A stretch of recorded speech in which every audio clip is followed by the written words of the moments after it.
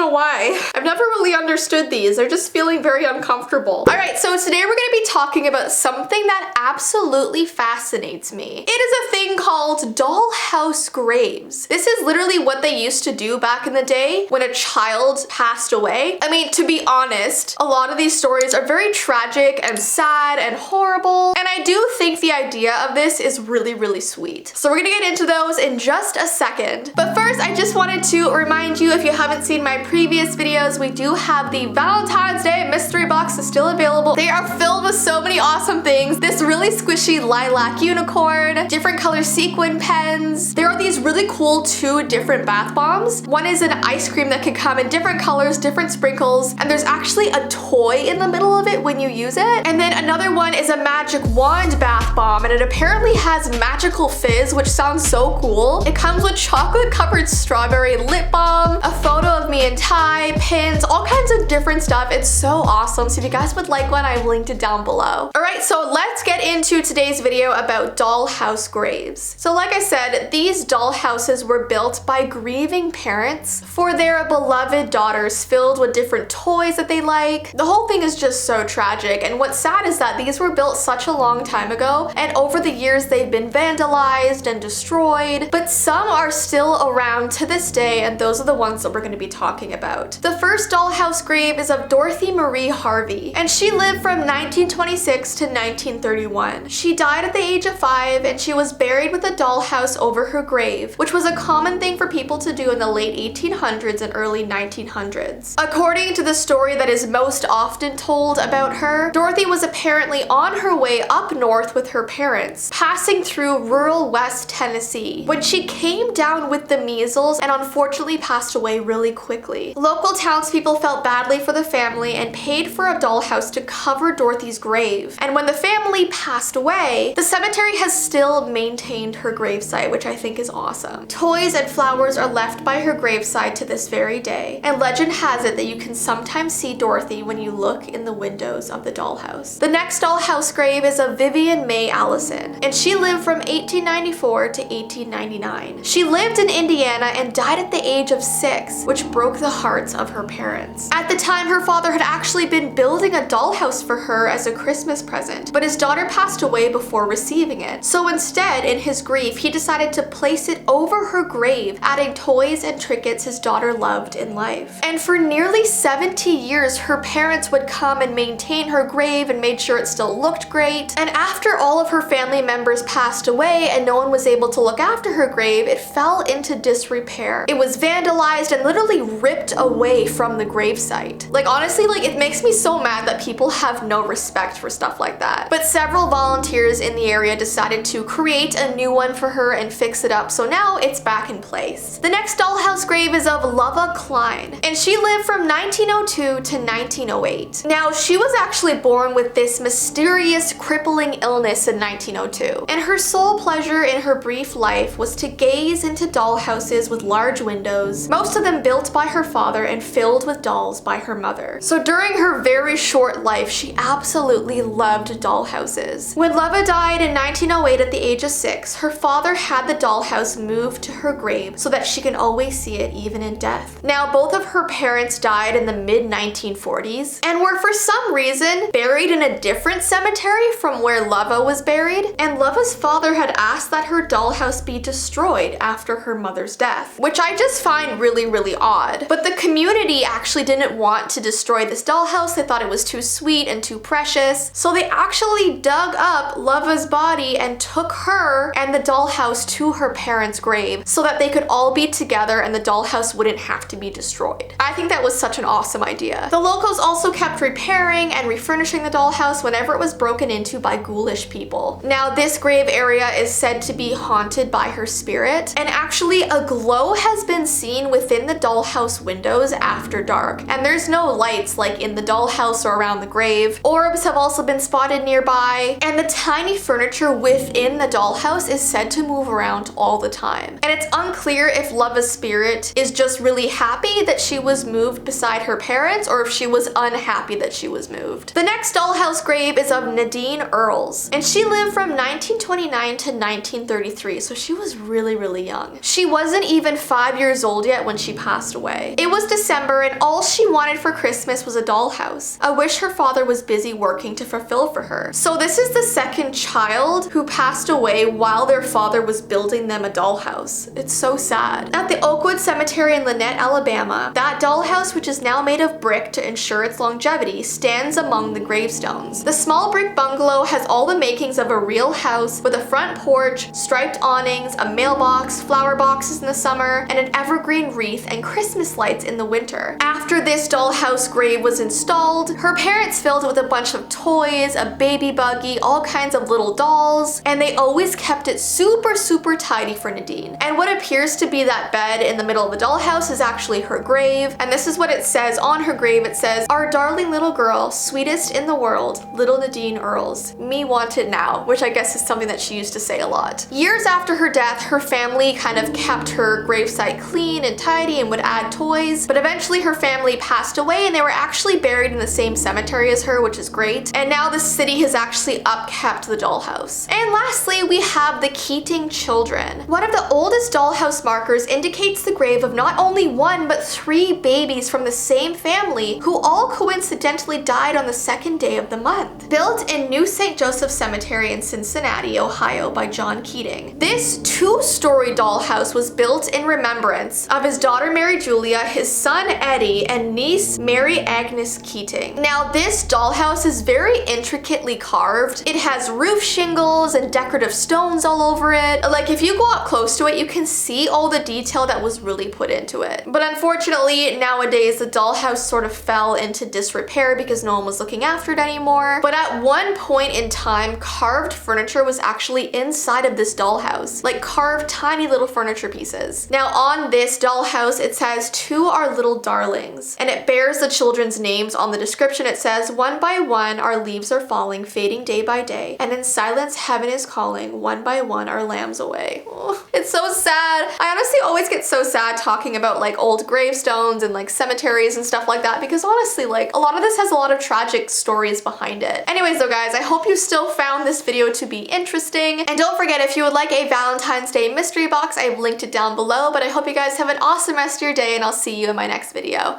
Bye!